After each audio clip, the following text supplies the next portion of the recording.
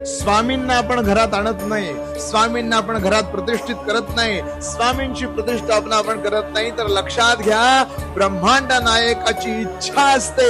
स्वामी समर्थ महाराजांची ज्यांना आपण परब्रह्म म्हणतो त्या भगवंताची इच्छा असते, म्हणून या सगळ्या गोष्टी होतात.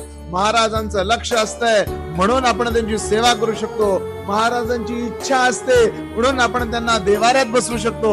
महाराजांची इच्छा असते म्हणून आपण नित्य सेवा करू शकतो. लक्षात घ्या ब्रह्मांड नायकाने ठरवलंय की कोण माझा भक्त होणार. ब्रह्मांड नायकाने ठरवलंय की कुणाचा उद्धार होणार, म्हणून आणि म्हणूनच आपल्याकडून या सेवा घडतात. लक्षात घ्या करता करविता देता न्याय करता सगळं स्वामी स्वामी स्वामी आहे. महाराजांनी ठरवलंय म्हणून सेवा करतोय. हे वाक्य आयुष्यभर डोक्यात ठेवा.